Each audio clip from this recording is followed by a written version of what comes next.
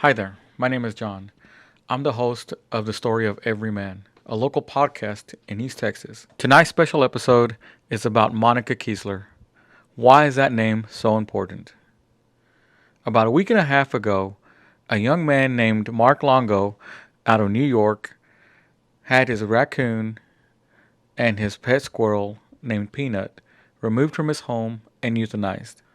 Both animals had a huge following on different platforms. We're talking millions and millions of followers. Between the dates of October 19th and October 23rd, not one, but four complaints had been made to the New York State Department of Environmental Conservation. As a result, they came in with a warrant and removed the animals. Fast forward a short while later, in a forum about squirrels, and someone was making a ruckus about that particular situation. A young lady named Monica Keasler from East Texas made a simple comment. Might have been you who reported it.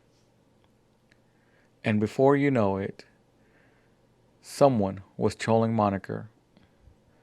And just like that, a wildfire of accusations and convictions came upon her. This is the story of Monica Keasler. Welcome to the story of every man. Monica went viral over a week and a half ago, maybe. When did you first hear about any of this? The boys and I arrived home on Friday after work and school, and I opened up Facebook while they were unpacking their backpacks and saw that I had a notification that a video had been uploaded in a squirrel rehabber group that I'm in.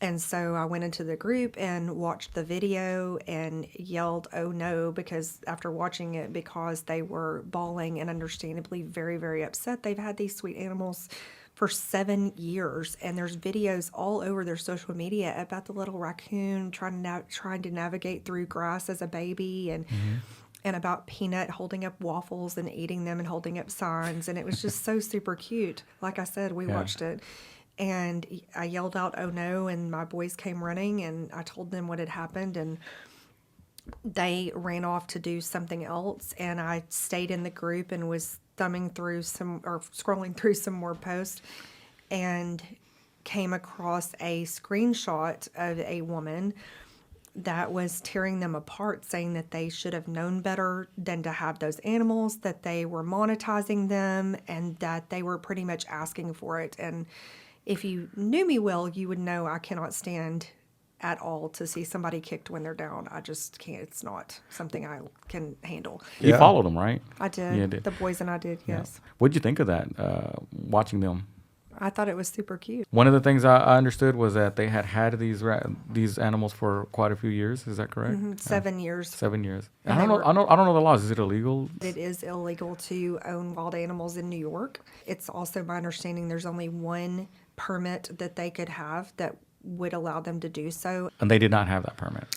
They did, to my understanding, no, they did not. My understanding, after talking to the people that I've been blessed enough to connect with during this last week, is that they were in the same cage when the investigators arrived.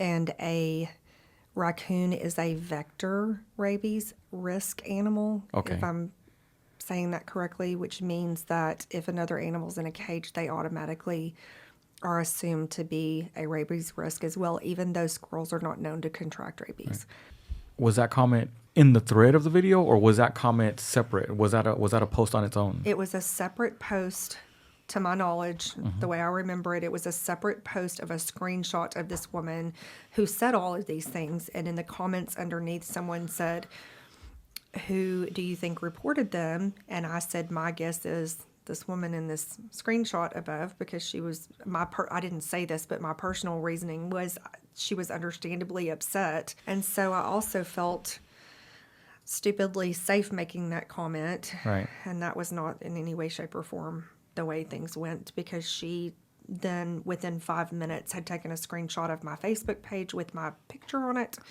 and had added 2 text boxes that said that not only had I done it, 100% confidence. 100% did it, that she had proof and that I was bragging about it on my Facebook page. And when people started to come for me, I deleted the post, and none of any of that is true.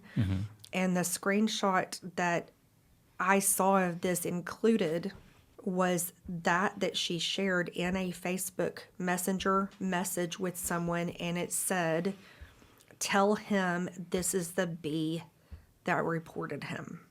Right. And at the top of the screen, you can see all of that was shared within a TikTok post. Uh-huh. And he shared it initially. Mark Longo, the owner of Peanut and Fred, shared it on his TikTok account initially. And that's when several others ran with it, and a few of the others had a lot of followers. She says, "Let him know this bee was admitted to reporting because Peanut was being exploited. Blast her on social media using the word allegedly. She deleted posts after getting hate and is now acting all innocent." Okay, so she sends this directly to the owner of the Squirrel. It appears that way, yes. How long did it go from this person bothering you to, oh my gosh, this is a problem? She went full bore attack within, it seemed like, I'm going to be honest with you, I did not time it, but I can tell you that it seemed like about 5 minutes. What makes you 110% without a doubt sure that it is that person that turned around and made the attention point at you? Was it because of the screenshots that you got? Do you know who made the phone call? No. Oh, okay. No. Do you like animals? Oh, I love them. Okay. Anyone who knows me knows that I grew up as like a Snow White of my family's farm, if you will. My grandmother was best friends with the game warden when I was growing up, and so we raised deer and we raised all sorts of things. Do you have any pets now? I do. I have 2 dogs. Have you ever had any experience with squirrels themselves? I have. Okay. So you like squirrels? I do. You wouldn't want to see a squirrel get killed? No, of for any course reason. not. Okay. And that's one of the sillier, if you will, parts of all of this is all of the assumptions made about me and the things that people don't know. Yeah. They don't know that I agreed to take the overflow of a local rehabber's babies that she took calls about. Yeah. And that my boys and I raised several from little pinkies is what they're called. Okay. Until we let them go in our backyard. You don't necessarily bring attention to what you're doing. Oh, no, never. You just do it because you like to do it. I never posted about it on Facebook. Okay. I reached out to them. I called because I knew they were the only ones that could truly clear my name. Okay. And so I called and left a message, and I figured that their phone lines were probably just overrun with people like the people in my text messages and phone calls and voicemails, and that they would probably get back to me if and when they could. Mm-hmm. And as only God can, He paved the way from when all of this started until today, just laid everything. There's just no other way to say it, only God. I was made aware of something called an FOIA report, a Freedom of Information Act report that you can file and request information that is being withheld from the public, is the way I understand it. I have a friend in town that I had just left that message with the DEC, and she called and asked me, what can I do? And I was like, okay, I need you to call the DEC. Can you Google and look up and see if you can find someone I can talk to? And she said, well, I was really calling to take care of take your boys off your hands for a couple hours. and she said, if there's anybody that's take charge, it's this friend. Mm-hmm. And she did it, and she wound up, and I can explain more about the process later, but I had already by this point, I had already been connected to an investigator that worked for the DEC, and he was trying to get me a letter clearing my name, and she had me go and go through the proper channels to request it online, and I have that also. One of the interesting things is how expeditious that was, because if asking for a Freedom of Information request, they can take as long as they want to get that to you. And it's normally 30 days. Yeah. No. That was going to be the second question is, have you ever seen anything from anyone showing proof that you did it? Other than the AI fabricated accounts claiming to be me, I've heard a couple No. of those. Yeah. they took a picture of me from a TikTok post that I made where I was singing Oh my gosh. and manipulated it with AI.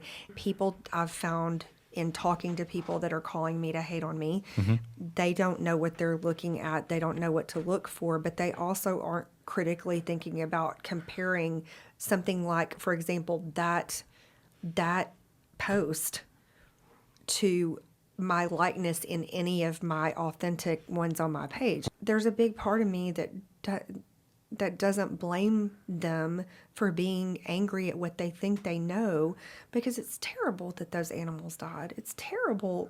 It's just terrible that somebody's pets were taken away. I would be bawling my eyes out too. What I said to the 1,000 or more people that I responded to on Friday was, please stop. I had a message that I had typed out with 2 big stop signs and the word Copy and paste, stop yeah.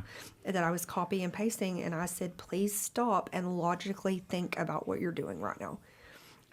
Did you ask for proof? Have you seen proof? And if you have not seen any of those things, you might want to reconsider what you're doing right now, because you are coming at me when I did not do what you think I did. When you contacted me, how long had it already been happening at that point? I did not know that Mark Longo posted that to his account until much later. Oh, okay. What I saw okay. was her screenshot, and I immediately knee-jerked and shut down every single social media account that I had. I shut down everything but my personal Facebook page. Gotcha. And I locked it down tight where people could only see that I had a social media account, and I changed my name to my middle name as my last name, Monica Ann instead of Monica Keasler. But like I said, I didn't know that he had posted it to his account until much, much later. And I'm talking days later. Let's talk messages first. How graphic were the messages? If you know what I'm referring to when I say the C word, that seems to be the favorite thing to call me. I was completely unaffected by any of it until they started threatening my children. Now, you have 2 twin boys. I do. How old are they? They're 10. What's the threat that they've made to your children? Well, one person sent me a text and said that they were going to come kill me in front of my boys. I got lots of text messages saying that they hoped I got killed in front of my boys, that my boys would grow up hating me. And probably the worst one I've received was threatening to come kill my boys and drag them down my road while I watched by their intestines. Fuck you, bitch. You stupid fucking Fuck, I hope someone fucking kills you, you stupid bitch. Fuck, you're a fucking And we have a lot of hurt in our world. Absolutely. I received text messages and phone calls from literally all over the world. I think they can get away with it because they don't, because in this type of situation, the person on the other end of those texts and phone calls is dehumanized. Right. Like they're not a real person on the other end until they humanize themselves. And I can't honestly say that that's what I was attempting to do when I was responding to the people, but it did stop a lot of people in their tracks when I did answer. And I got a lot of apologies, one of which will move me. I have 2 stories like this right off the top of my head, but this one will be on my heart till the day I die. This man just spewed hate at me, and I sent him a message back, and he said, "Oh my gosh, I'm so sorry." He said my son is a Democrat and I am a Republican, and my son is not letting me see my grandchild right now because of it. And I am so hurt and so angry, and you were just the person I lashed out at, and I'm so terribly sorry. And he immediately says, "Hey, I have a friend who's retired from the New York PD. He was a beat cop. He sits around and makes memes for fun. and right now you are the subject of his memes that he is sharing, and he has convicted you. You're done. You did it. And he said, may I call you and put you and he on a 3-way call together? And I said, absolutely. Let's do it right now. And he called him, got him on the phone, and within 5 minutes, this other man said, oh my gosh, Monica, I'm so sorry. I assumed that what was being said was the truth. I saw an account with you supposedly admitting to it and laughing about it. And that just furthered my opinion. And I went to work on my memes and sharing them. And he said, I will go take them all down right now. I think it's important for people to really understand what is occurring to you. How has the local law enforcement addressed this with you? Well, when I say God laid the path, one of my neighbors very close to me is a detective, and I reached out to him on Saturday from my boys' game and said, just quickly, I need your advice. This is what's, in a nutshell, this is what's happening, and I need your advice. And he said, let me know when you're on your way home, and I'll have an officer there, and we'll take your statement. And within the next few days, I had numerous very large pizza deliveries made at all hours of the night. It is unnerving as all get out when you're laying in bed asleep, and at 12 o'clock at night, my doorbell rings. Oh, man. Luckily, that same detective was keeping an eye out and came and talked to every single one of those people. Going back to the lady that started this, I want to say that she, when people started asking for proof, she not only redacted her post, but she also changed her name on her Facebook account. I learned from a person on TikTok that had my back who hunted her down and got her real name and where she lives, and the fact that she had been kicked out of all the other squirrel rehabber groups because of the drama she liked to cause, and this was the only one left that she was still in. You know, I think that she started getting backlash too because the woman that was getting ready, she was quickly approaching doxing her. And I reached out to her privately on TikTok and said, I need you to do me a personal private favor and remove your post, because nobody deserves what's been done to me. And I've maintained all along, I knew who it was. I knew her name, and I knew because I had saved the link to her Facebook profile, and I knew she had changed her name on her Facebook profile. And I have maintained all along that I did not want to do to her what she did to me at all. And she took it down, thankfully. But my point is she was experiencing some of what. She was starting to experience that. Oh, yes. And that seems like you seeing it feels horrible, doesn't it? If you could tell the entire world that's doing this to you, not whatever you want to say to them, what is it that you would say to them? I know that you have messaged me and passed judgment on me for any one of 1,000 different reasons. But the fact is that God loves you just like he loves me, and that I am a real person, and that this is hurtful for a lot of reasons. But you don't have to do this, and you never should do this again.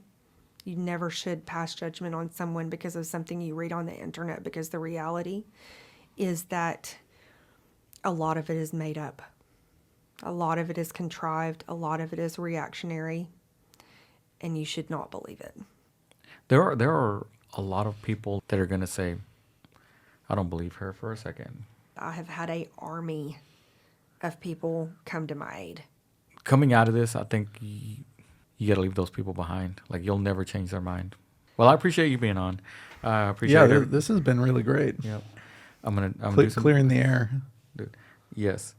And we'll see where it goes. I hope that a lot of people listen to it. I hope that a lot of people listen to you. I hope to take what you said to account and really think about the fact that they're really affecting an individual, a person, their livelihood. What we do online affects people's mental health. And I mean, I've had several friends approach me and say, how is your mental health right now? Mm-hmm. How are you coping? My fondest wish is that avenues open up that are much bigger than me defending myself, so that I can talk to people about how quickly something like this can turn and how your words matter when you're speaking to someone in person, but they arguably matter tenfold when you're on public social media. Right.